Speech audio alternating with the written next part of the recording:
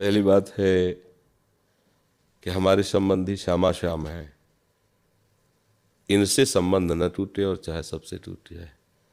यहाँ से हमारी भक्ति प्रारंभ होती है। मीरा जी से कहा उनकी ननंद ने कि हमारे यहाँ पहले बहू को देवी पूजन प्रायः सब जगह होता है, सौभाग्य रक्षा के लिए देवी पूजन अनिवार्य है। तो उनका हमारा ऐसा सुहाग नहीं जिसमें देवी पूजा की आवश्यकता हो। वो क्या समझे महान भक्त की वाणी को, तो बहुत हट किया। और वो थी विधवा, तो उनका क्या आपने देवी पूजा नहीं की क्या? आपका सुहाग तो उजड़ गया है। बहुत बुरा लगा उनको। मीरा जी का अंदर से संबंध गिरधर से है, किसी की एक कान नहीं मानी। मेरे तो गिरधर गोपाल दूसरो न कोई। अब अगर हम लोक व्यवहार को देखते हैं, लोक व्यवहार नहीं चल पाएगा। कल कोई ऐसा भी मित्र हो सकता है, रिश्तेदार हो सकता है, जो ये सब आवश्य पदार्थ पाता हो आपके घर आएगा कि हमको तो ऐसा भोजन चाहिए, तो आप बना के नहीं दे देंगे? वैष्णव है, तिलक कंठी धारण की, आप ऐसा कर सकते हैं क्या? मान लो कोई आए कह देगा आपको लाना नहीं है मैं साथ ही लाया हूँ अंडा और ये सब, आप बनाइए, हम थोड़ा, भले वो दामाद हो या बहनोई हो या रिश्ते नाते, आप क्या करेंगे उस समय? नहीं, आपसे पूछते हैं आप क्या करेंगे? आप क्या उस पवित्र रसोई में अमनिया करें?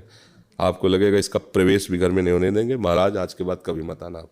अगर निष्ठा है भक्ति की तो आपके अंदर यही भाव आएगा, और अगर निष्ठा है संसार की तो भक्ति गौड़ हो जाएगी। फिर आप उसमें, तो हमें, जब आप निष्ठा से चलेंगे ना, तो एक दिन वो भी आपकी बड़ाई करेंगे, वो आपसे द्वेष नहीं करेंगे। भले व्यवहार में कह दे कि बड़ा अभिमानी है, बड़ा अपने को पंडित समझता है, भगत समझता है, हमारे यहाँ आता है ऐसा ऐसा, वो बड़ी पंडिताई दिखाते हैं कि हम प्याज लहसुन नहीं पाएंगे, हम ये नहीं करेंगे, वो ऐसा बोल सकता है। लेकिन अंदर से सबके हृदय में भगवान बैठे हैं, उनको लगेगा कि नहीं है तो भक्ति की ही बात ना। इसलिए हमें लगता है कि जहाँ तक हो सके तहाँ तक बचे अपने भोजन, क्योंकि भोजन से ही भजन की भूमिका बनती, पक्का समझ लेना।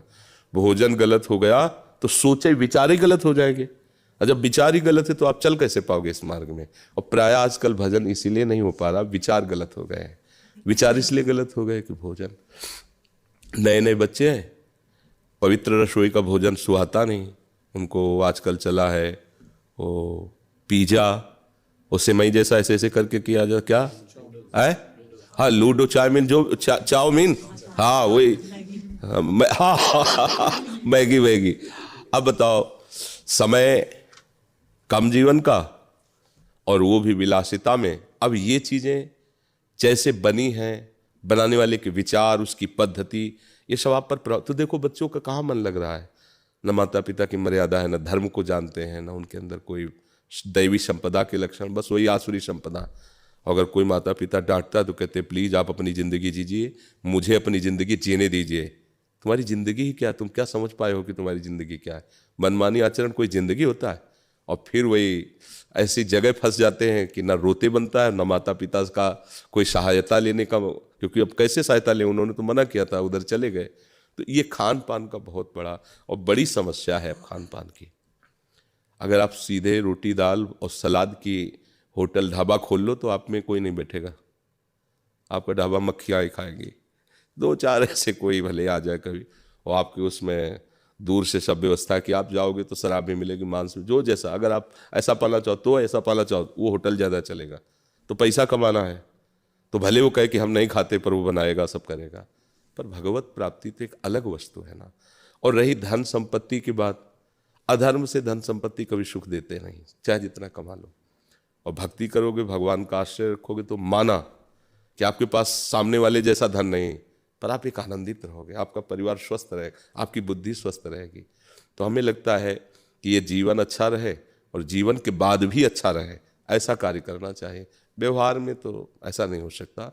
बहुत से दोस्त मित्र रिश्ते नातेदार ऐसे जो आसुरी प्रवृत्ति के होंगे, तो हम उनको राजी करने के लिए असुर भाव थोड़ी स्वीकार कर सकते हैं। तो अब ये इतना तो आपको देखना ही पड़ेगा, इतनी तो सहना ही पड़ेगा, चार की गालियां तो सहनी पड़ेंगी। अपना मित्र जिसने प्रभु को बनाया, संसार ने उसके साथ बुरा व्यवहार किया। किसी का चरित्र पढ़ के देख लेना, जिसने जितना, देखो मीरा जी को कितना सताया गया। ऐसे निश्चल महात्मा मीरा जी को क्या अपराध था जहर पिलाया गया, रोज उनको कष्ट दिए जाते थे। क्या क्या उनका तो चरित्र ही है। किसी भी भक्त के चरित्र को देख लीजिए, तो हो सकता है आपको भी विरोध सहना पड़े, पर अपने प्यारे के लिए अगर विरोध सहना पड़े तो अमृत तुल्य है। प्यारे को छोड़कर इस मृत्यु लोक के संबंधियों की पुष्टता चाहे, ये तो मृत्यु ही है। इसलिए धैर्यवान रहो, और मुझे लगता है कोई भगवत भक्त का कुछ बिगाड़ नहीं सकता, क्योंकि भगवान उसके रक्षक होते हैं, भगवान सहायक होते हैं।